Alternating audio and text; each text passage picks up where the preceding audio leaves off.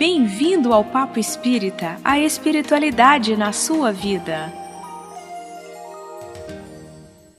Sejam todos bem-vindos, esse é o podcast Papo Espírita, uma produção da TV Comunhão, da Comunhão Espírita de Brasília, onde a gente vai conversar sobre a glândula pineal e a mediunidade.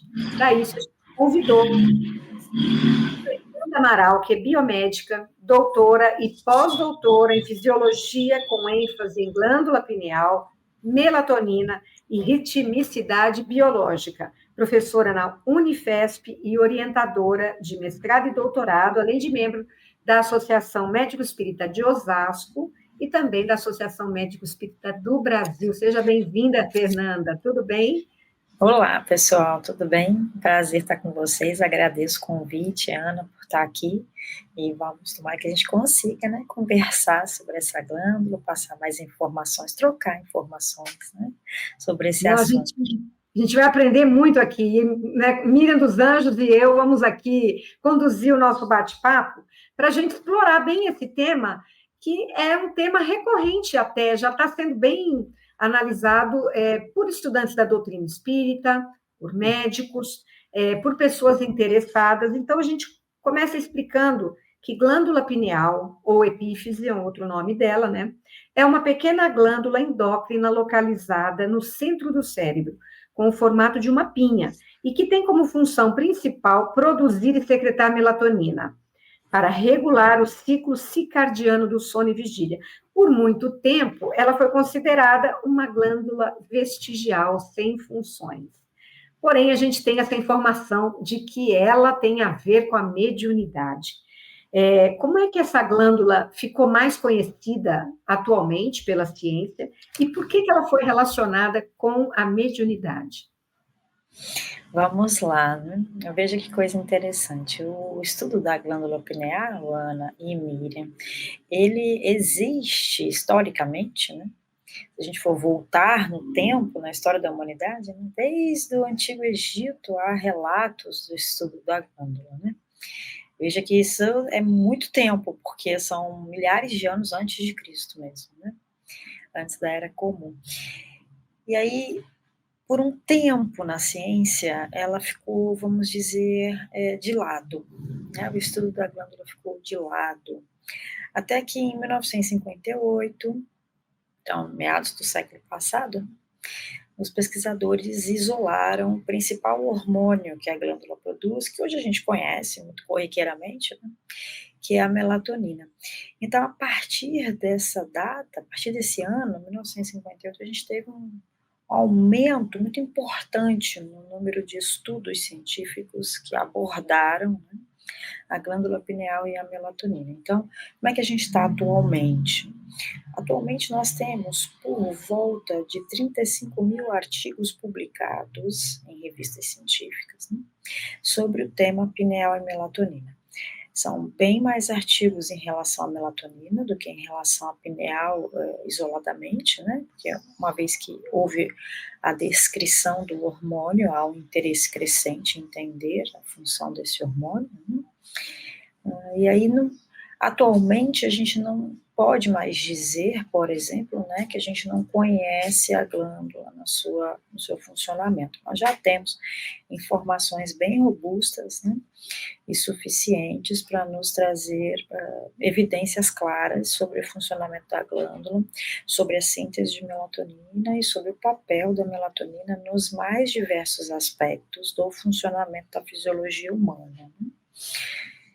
Com relação ao que sabemos sobre a mediunidade em particular, considerando que este não é um tema corriqueiro ainda na ciência material, por assim dizer, né? Porque isso implica assumir algumas ideias que a ciência material ainda não aceita como tal, mas não significa que nós não temos trabalhos, há trabalhos na literatura que se debruçam sobre esse aspecto, né?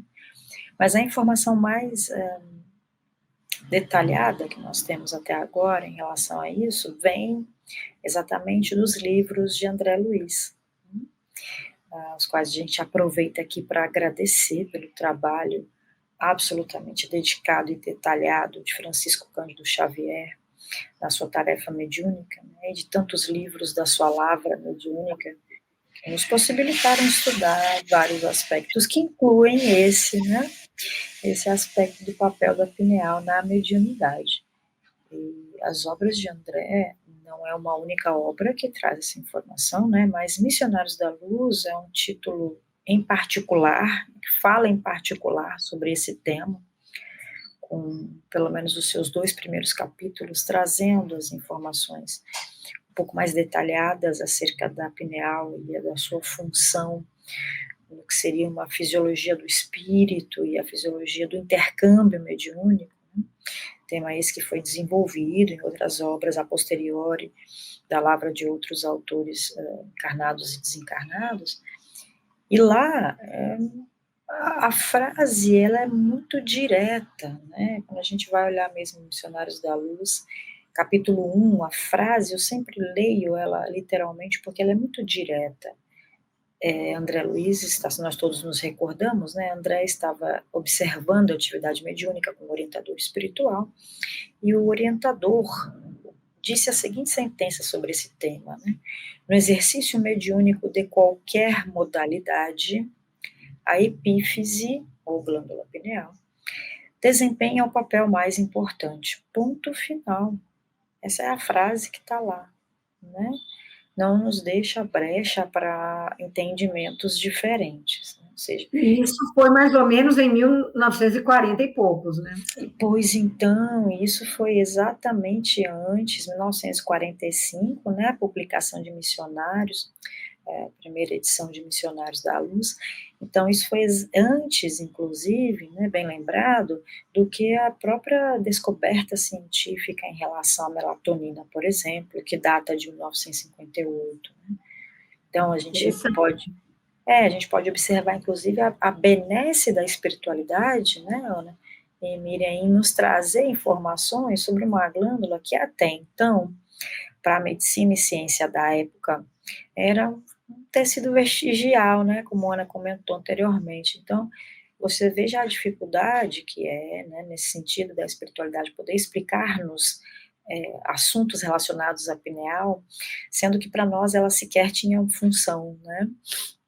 Então, sempre a espiritualidade com a sua benesse, né, vindo nos dar informações, apesar do nosso eventual pouco entendimento sobre o tema. Miriam? Interessante, né? Porque, ao mesmo tempo, e localizada no cérebro, eu fico imaginando nas estruturas, né, biológicas, nossa, um órgão que tem dentro da sua estrutura cristais, né? Penso que ele deve se diferenciar bastante por essa estrutura dos cristais. Me corrija, né, Fernanda? Até atualize quem nos ouve.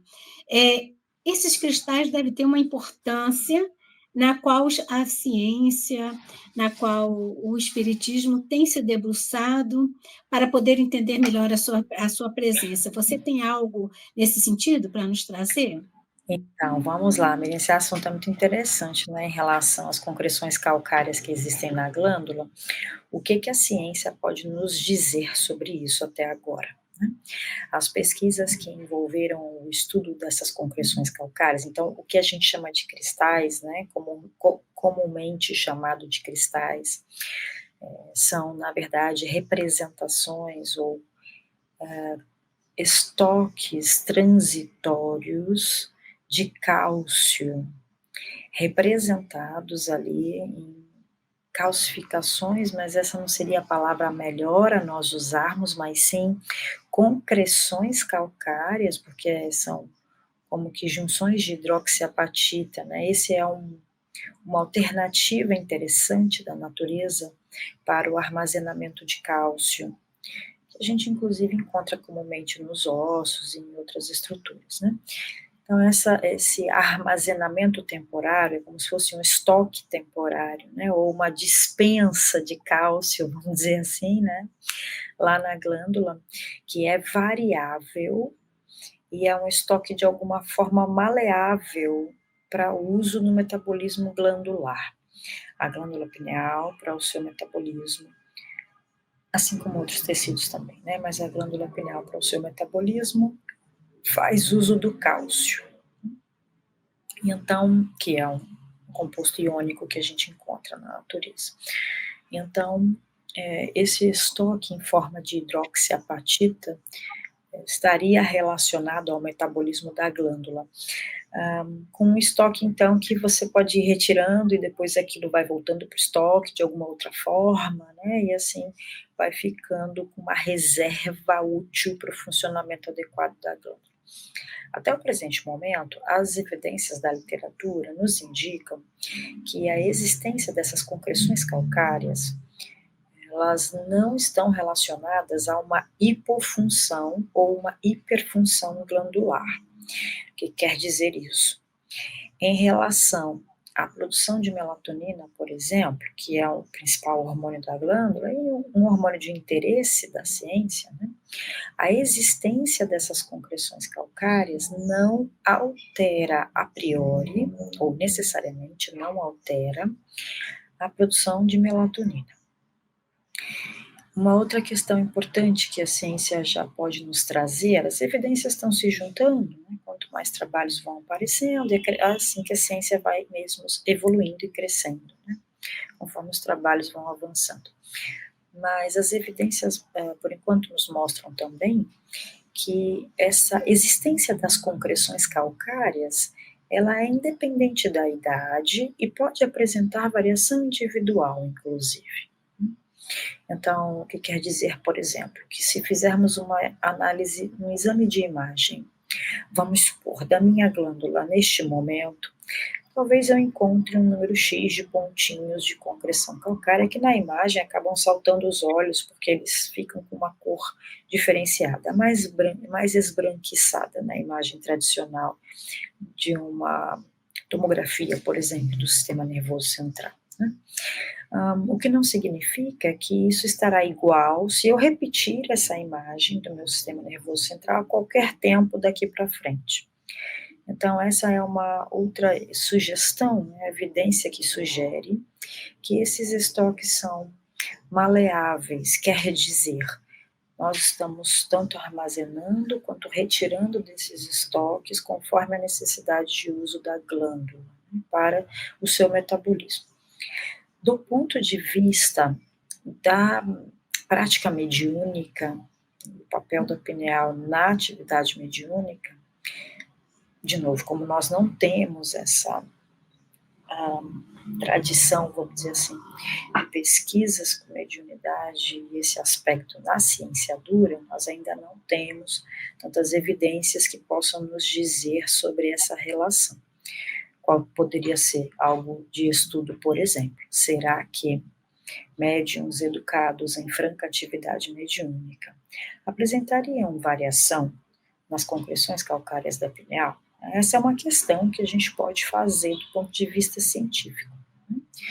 Até é uma ideia de projeto para quem estiver ouvindo, né? De repente isso pode interessar. Eu sempre falo assim, gente... Teria que ter exames de imagem, né, Fernanda? Correto, assim exatamente. Como fazem aqueles exames em cérebros de meditadores, né? Correto. Teria que ser feito um exame de imagem em alguém que está praticando a mediunidade ali, né? Que está tendo algum tipo de intercâmbio.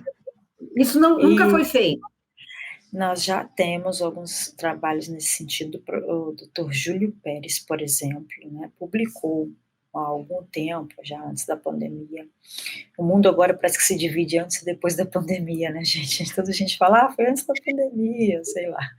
Mas, enfim, o trabalho foi publicado antes da pandemia pelo Dr. Júlio Pérez, que fez uma análise estudando médiuns experimentados, né, assim chamados médiuns de atividade mediúnica de alguns anos já, com experimentação mais educada, por assim dizer, e já fizeram um exame de imagem, escaneamento do sistema nervoso central destes médiuns em atividade, no caso era psicopictografia e psicografia, mas naquela ocasião não foi avaliada a glândula pineal, não era esse o objetivo do trabalho naquela ocasião, era um objetivo diferente, era mais em relação às ondas que poderiam ser detectadas de funcionamento neural ou neuronal em alguns aspectos durante essa atividade mediúnica, porque esse era o foco, né, daqueles pesquisadores, mas seria algo como isso, vamos supor, né, que pudesse ser replicado, avaliando como é que seria. Será que médiuns experimentados com atividade mediúnica de décadas ao longo da encarnação apresentariam diferença no número de concreções calcárias ou na densidade de concreções calcárias daquela glândula, por exemplo? Essa é uma pergunta, né, passível de ser feita e testada pela ciência. Por enquanto, nós não temos essas informações. E André também não nos trouxe esse tipo de evidência na sua descrição, na lavra de livros de André que falam sobre a glândula, né? Não há nos textos nenhuma informação que faça menção acerca da atividade mediúnica e essas concreções calcárias. Então, esse é algo que... Isso ainda é uma coisa que estamos estudando na doutrina, mas não tem certeza, né, Miriam? Correto, é exatamente isso. E é interessante, né, porque se a gente pensa no cérebro físico, né, enquanto uma expressão do campo mental do espírito, né, e nós estamos falando de uma glândula que também faz essa conexão com as questões mediúnicas, né, a comunicabilidade, né, entre os dois planos, e ao mesmo tempo em que Kardec nos diz que, de algum nível, todos nós somos médiuns. É interessante porque a gente sempre, nos nossos estudos, a gente ouve, a gente comenta que a mediunidade é um canal de comunicação, né?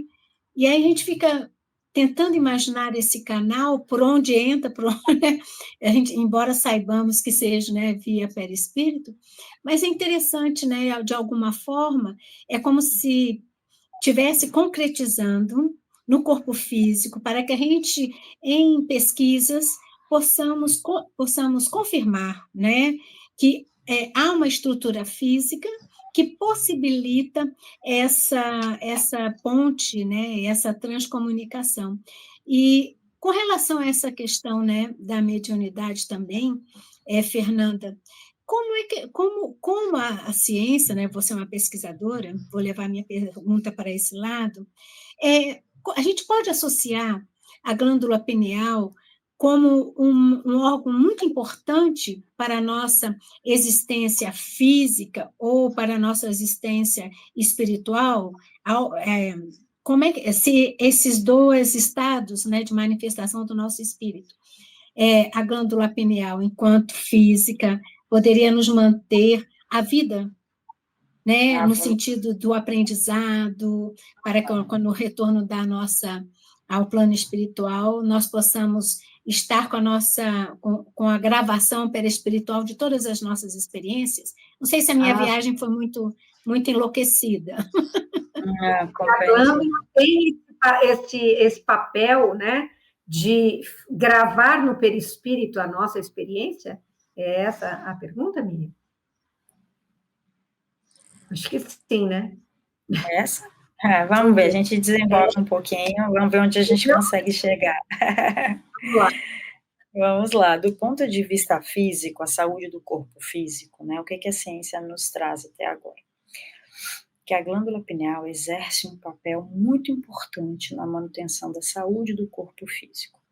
Como ela faz isso? Através da produção temporalmente organizada do seu principal hormônio, que é a melatonina. Né? Então, a melatonina, sendo um hormônio produzido de maneira controlada e determinada temporalmente pela glândula pineal, tem o papel fundamental de manter a nossa saúde por possibilitar que todas as células do nosso organismo estejam sincronizadas de maneira adequada entre si e também com o meio ambiente externo. Então, isso é uma característica fundamental para a gente conseguir interagir adequadamente com o meio ambiente, que a gente esteja sincronizado a ele. Né? E essa sincronização, determinada por estruturas específicas do nosso sistema nervoso central, é fundamentalmente dependente da sinalização da melatonina. Então, para os processos de saúde e doença, já nos é de alguma forma claro que a melatonina tem fundamental papel em todas as células do organismo.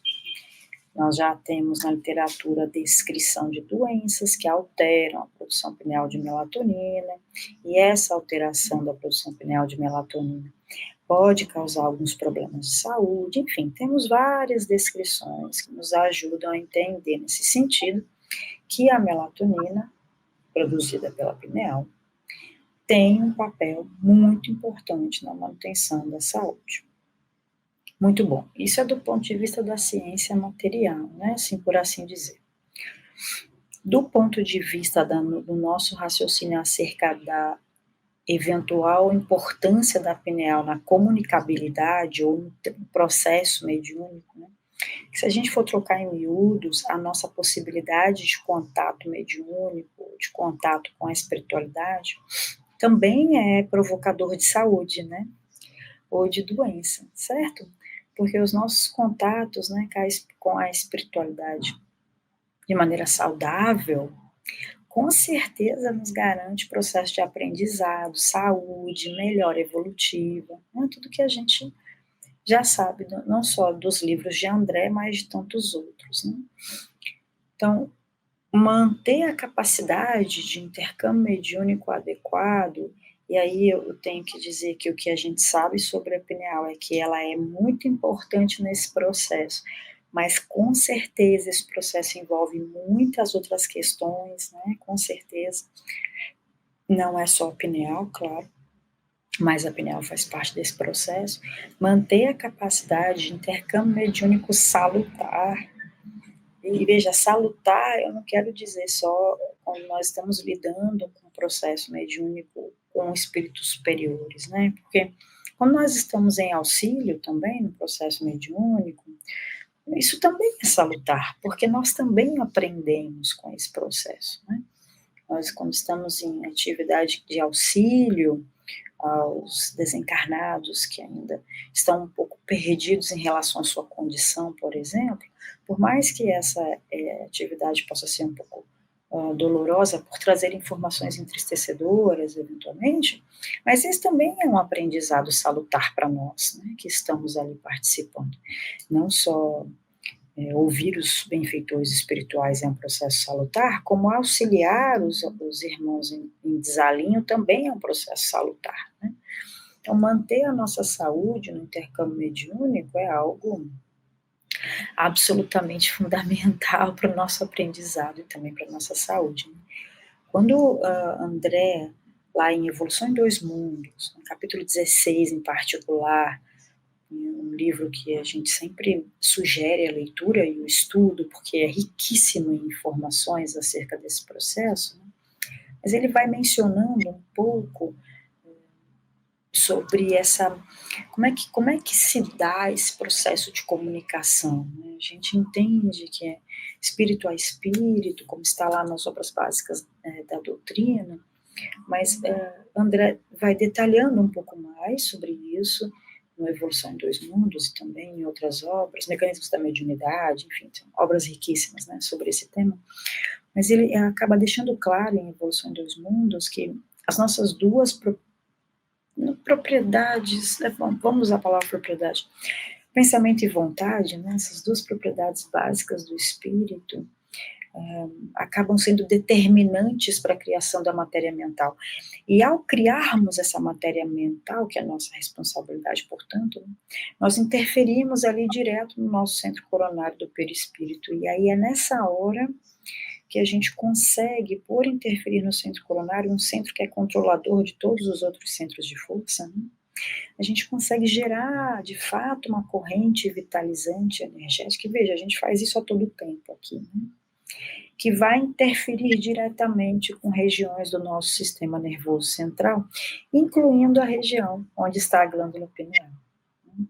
Então, esses detalhamentos da participação da glândula no processo, apesar da gente não conhecer esse detalhamento, nós sabemos, pelas descrições de André, como é que isso se dá né, de maneira mais geral. Somos nós criando matéria mental, e nós fazemos isso a todo tempo, impressionando o nosso centro coronário lá no perispírito, que por sua vez vai interagir com as regiões correspondentes do corpo físico, dentre elas a glândula pineal. E isso vai reverberar no nosso corpo físico por completo. Então, eu posso dar voz, né, a um irmão desencarnado, eu posso pintar aquilo que um irmão desencarnado pintaria, eu posso escrever aquilo que um irmão desencarnado escreveria, enfim, né. O meu corpo, né, começa a ser instrumento dessas impressões de espírito a espírito que foram feitas via matéria mental, via centro coronário e via diencéfalo no corpo físico. Então, a descrição é sempre muito bonita. A gente vai acompanhando André nos diversos livros, citamos alguns aqui, Entre a Terra e o Céu, Mecanismos da Mediunidade, Missionários da Luz, e assim vamos. As descrições que quando ele está observando um médium em atividade mediúnica, as descrições são belíssimas, né? São riquíssimas de você ler e poder imaginar, criar as imagens mentais que ele viu enquanto estava em estudo com o orientador espiritual. Imagino que é ver Pode falar. Não, então, minha pergunta seria, porque a gente às vezes ouve falar da pineal, né? Por isso trouxemos você aqui para nos esclarecer, de que ela teria um funcionamento diferente, de que ela teria algum aspecto diferente nas pessoas que são médiums. Uhum. Ainda não temos essa informação, né? Como na pesquisa. Correto. Então, não podemos ainda, a não ser por André Luiz, né, pela descrição de André Luiz, confirmar que uma pessoa que é, por exemplo, um médium que trabalha na cura, né, um médium magnetizador que trabalha no passe, que tenha um funcionamento da pineal diferente de uma pessoa, por exemplo, que não tem nenhuma mediunidade ostensiva e não a estuda, nem a desenvolve. Ou que também podem ter uma mediunidade e desconhecem essa mediunidade, né? Não lidam com ela de uma forma positiva, não a educam. Assim. Então, nós não podemos ainda dizer que médiums têm uma glândula pineal diferenciada. Do ponto de vista da ciência. A mesma coisa, a mesma glândula, e seríamos todos médios em potencial. Compreendo. Do ponto de vista da ciência, não temos essa informação. O que a gente sabe? Alguns trabalhos publicados do grupo da AME Mato Grosso do Sul, sob orientação do Dr. Décio Ando, né, que fez alguns estudos da glândula pineal em médiums, mas vou refrasear, porque foram estudos relacionados a componentes do funcionamento da glândula, no caso em específico era a dosagem de melatonina, né, nesses médiums em atividade, e não se detectou neste trabalho que está publicado, não se detectou alteração neste aspecto em particular. A produção de melatonina não está alterada em médiums que têm atividade mediúnica experimentada.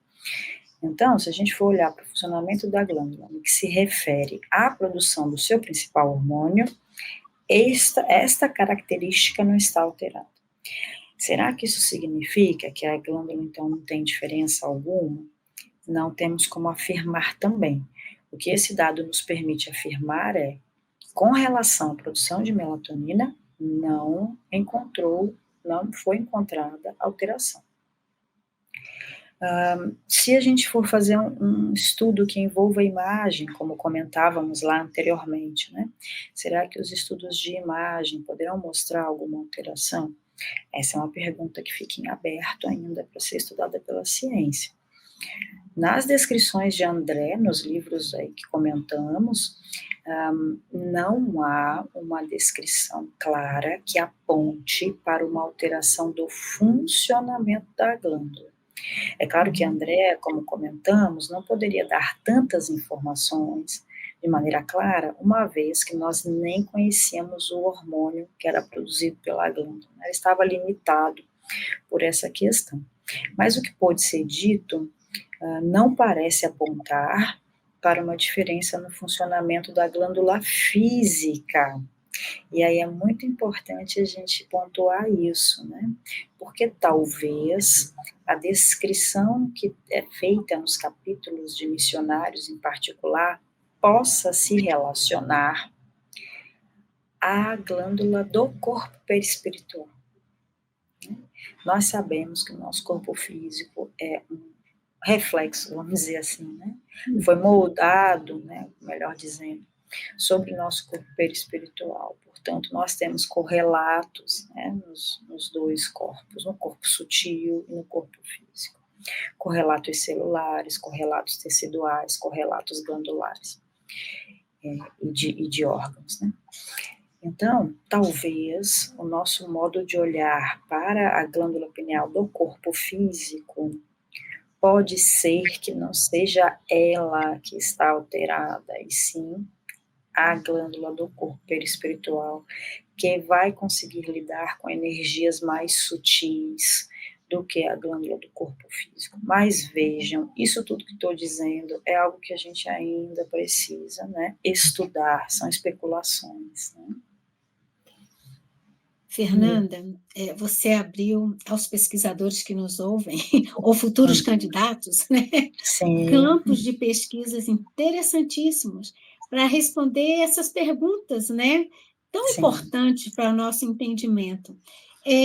Essas pesquisas no qual você abre uma possibilidade de campo, elas poderão ser desenvolvidas porque, desculpe, elas ainda não foram desenvolvidas por uma falta de pesquisadores, vou dizer assim, alguém que esteja conduzindo, ou isso também estaria associado a uma tecnologia nossa atual que não nos permitisse detectar determinadas estruturas ou determinado hormônio, não sei, algo que ainda escapasse dos nossos instrumentos de medida de pesquisa que existem hoje. Compreendo. Eu entendo, Miriam, que a gente tem um pouquinho de cada uma dessas coisas, né? A gente precisa, de certa forma, fortalecer a pesquisa nesse âmbito, com certeza, ela está iniciando, né? Então, há grupos fortes no Brasil pesquisando sobre este tema de experiências anômalas, assim chamadas de vez em quando, né? Experiências mediúnicas, mas como se chama, experiências anômalas, você pode abarcar mais fenômenos, né? Que estão estudando esses fenômenos em relação ao funcionamento de outras regiões do sistema nervoso central, que é de interesse desse grupo de pesquisa, né? Então, a gente vai percebendo que está criando corpo, né? O tema está criando corpo em relação às pesquisas. Com certeza, nós vamos ver um avanço nesse conhecimento nos próximos anos. Eu realmente não tenho dúvidas em relação a isso. E aí talvez chegue um momento também de nós encostarmos no que se refere à glândula pineal. Então, acho que o corpo de pesquisadores e de pesquisa está aumentando e está caminhando nesse sentido. Com relação às limitações técnicas, tecnológicas, sim, eu também acredito que nós temos, como é natural na ciência, tá bem, é assim mesmo, faz parte do processo de ciência, né? Algumas limitações tecnológicas que talvez nos impeçam de ver alguns resultados de maneira mais clara, mas com certeza isso não é um impeditivo completo para a realização das pesquisas, porque é assim que a ciência vai caminhando, nós vamos pesquisando com as ferramentas existentes e os resultados que vão surgindo acabam provocando, às vezes, até o desenvolvimento de novas tecnologias, porque a gente vai se interessando em saber mais, né? Então, essa é a roda da ciência, né? Ela vai impulsionando-se a si mesma, desde que a gente vá alimentando essa nossa curiosidade e dúvida científica. Eu acredito que há algumas questões que nós ainda temos, sim, limitações tecnológicas, apesar delas estarem muito mais adiantadas e desenvolvidas do que na época de Missionários da Luz ou na época de outras obras mais contemporâneas. Eu sempre brinco com o pessoal Quem tiver contato com o André Luiz, por favor, eu tenho perguntas a fazer. Eu sei que ele eventualmente não pôde trazer todas as informações à época dos livros pela própria limitação existente, mas hoje a gente já conhece bastante mais em relação à pineal na ciência, né? Então, assim, eu teria muitas perguntas a fazer, muitas dúvidas que eu gostaria de perguntar.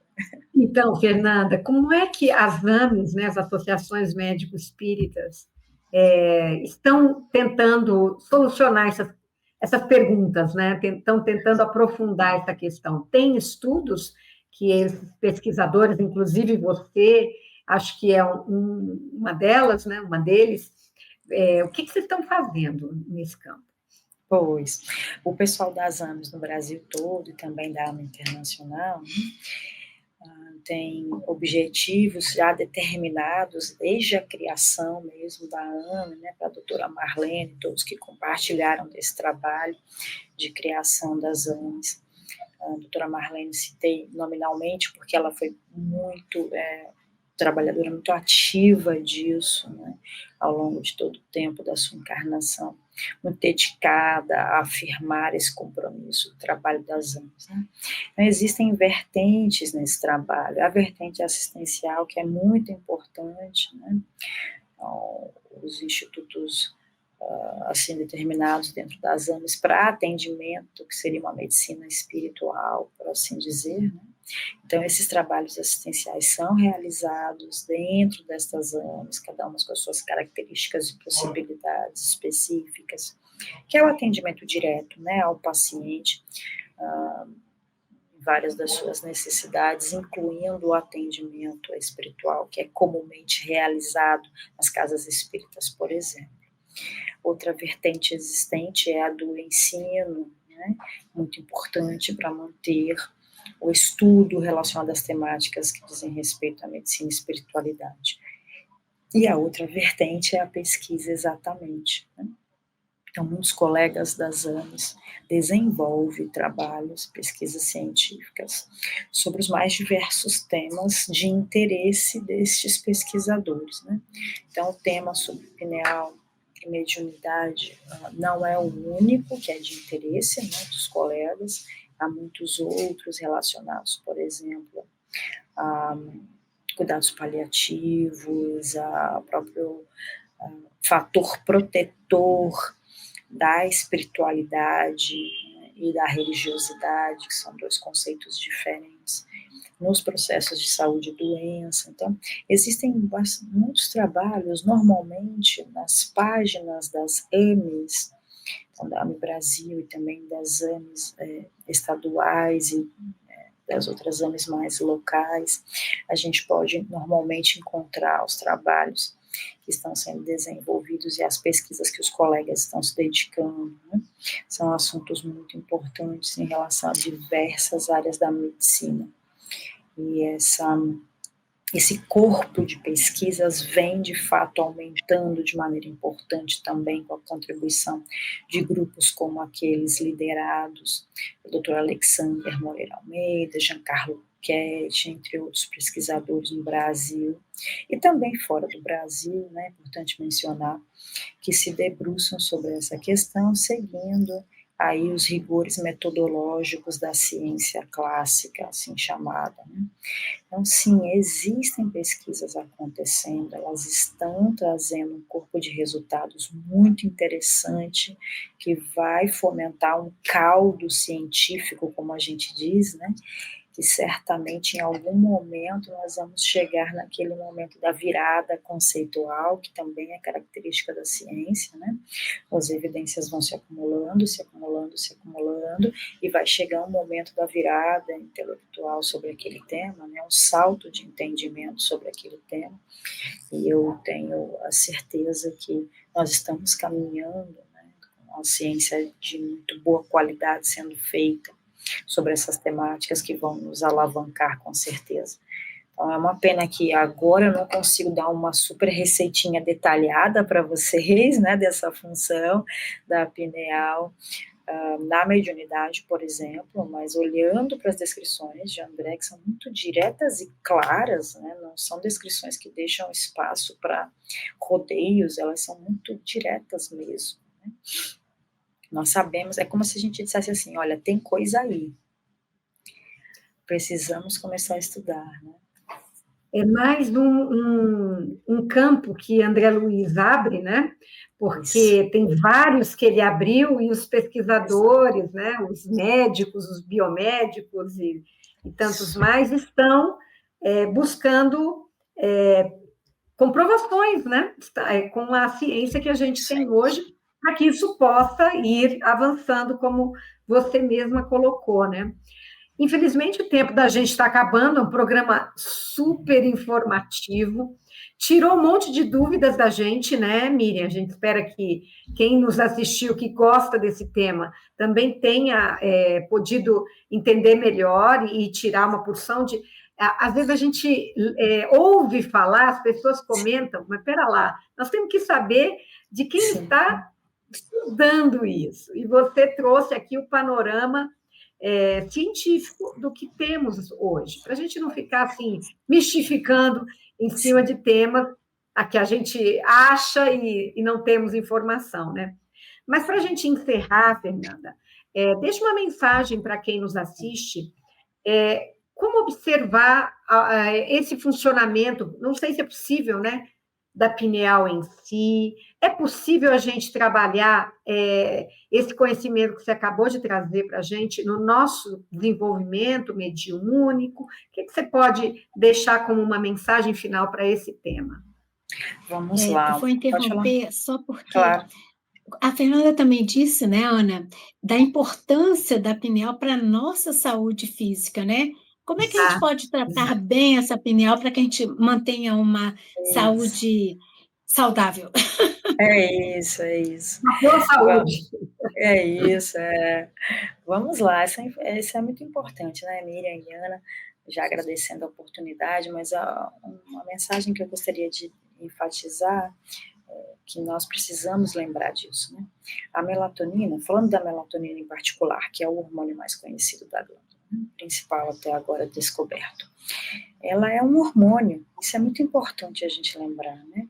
Então, a melatonina é hormônio, se a gente precisa fazer uso de melatonina, isso tem que ser feito com acompanhamento da equipe médica, né? A gente não pode esquecer isso. Assim como qualquer outro hormônio que nós quiséssemos considerar, insulina, testosterona, progesterona, estrógeno, enfim, tantos outros, né? Nós precisamos fazer uso deles sob acompanhamento médico. Não devemos fazer automedicação. Isso é muito importante, que fique bem na nossa cabeça, né? Melatonina é hormônio, portanto, a gente precisa de acompanhamento médico para fazer um uso responsável. Essa é uma questão importante. A outra questão importante para os aspectos de saúde que comentávamos agora, é que se você, então, levando em consideração que você vai fazer um acompanhamento médico se precisar de melatonina, né, isso vai ser feito de maneira adequada para você respeitar o processo natural de síntese, né? Então, Ana e Miriam comentavam agora sobre o que seria possível fazer, né, com acompanhamento e manutenção de saúde. Então, por exemplo, né, evitar a fotoiluminação noturna exagerada, né, a noite é escura lá fora, é importante a gente manter a noite escura. É claro que ninguém vai apagar todas as luzes, porque não é assim que a gente vive, mas diminuir o uso de celular e telas de computador e de televisão, pelo menos 1 hora antes de dormir, né? Organizar nossos horários de alimentação para mantê-los distante do horário de dormir também. Horário de dormir é horário de repouso, não é horário de fazer digestão, né? Então, tentar organizar os nossos horários na vida, dentro das possibilidades, para nos expormos à luz do sol durante o dia e não nos expormos tanto à fotoiluminação noturna durante a noite, né? Manter a serenidade desse processo todo de saúde, além das generalidades que a gente já conhece, né, atividade física, alimentação saudável, interação social emocionalmente adequada, tudo que a gente já conhece, né, por aí das equipes de saúde que nos dizem frequentemente, vacinação em dia, enfim, tudo que a gente já conhece.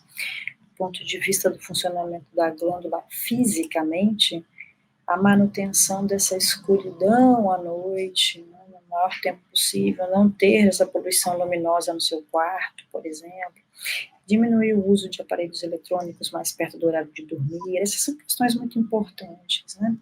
Do ponto de vista espiritual, do ponto de vista da mediunidade, são aquelas nossas orientações já recebidas desde as obras básicas da doutrina. Quer dizer, a tentativa de manutenção vibracional da nossa parte, né, que nos permita entrar em contato com a espiritualidade amiga, que é aquela que vai nos guiar no processo de aprendizagem. Né? Isso não significa que não estaremos em contato com irmãos menos esclarecidos. Ao contrário, estaremos sim, porque estes são irmãos que estão participando conosco do processo educacional, no qual a mediunidade é ponto-chave. Né? A grande questão é pôr-se à disposição para servir ao lado dos amigos espirituais, né? Das benfeitores espirituais que sabem exatamente quais são as nossas possibilidades de trabalho. Quando a gente se oferta dessa forma, o coração fica calmo, né? A gente consegue dar o nosso melhor e fazer como o mestre nos ensinou, não exigiu, não cobrou, ensinou, né? Sois deuses, vós sois deuses, podeis fazer o que faça muito mais, e se tiverdes dúvidas, né, faça ao próximo, gostaria que fizesse a ti mesmo. Com certeza a gente não sabe como, mas a nossa glândula vai fazer parte desse processo e estará vibrando em sintonia, mesmo a gente não conhecendo os detalhes, né? A nossa glândula vai vibrar em sintonia e fará parte do nosso trabalho no bem, que no fim da história é um trabalho de educação de nós mesmos. Gente, ainda, né? Ainda não sabemos, mas está chegando perto, né? Vamos conhecer em breve os resultados disso. Fernanda, super obrigada pela sua presença, por todos esses esclarecimentos. A gente precisa ter esse tipo de informação, não ter maus entendidos, né, dentro do nosso estudo da doutrina, da nossa educação espírita. Então, fica aqui nosso agradecimento, um futuro convite para você vir conversar com a gente sobre outros temas, né, outros estudos. Miriam também, muito obrigada. E a vocês todos que nos assistiram, esse assunto te interessou? Você conhece pessoas que se interessam por ele? Então, não deixa de primeiro dar o seu like, comentar sobre o tema que você assistiu e compartilhar. Isso é super importante para a gente levar esses conteúdos para outras pessoas que não nos conhecem ainda. A gente vai ao ar pela TV Comunhão todas as quintas, às 18h45, temos uma playlist. Este é o programa 405. Então, imagina a quantidade de temas interessantes e convidados que nós temos. Queremos agradecer a presença de vocês e nos vemos semana que vem. Até a próxima.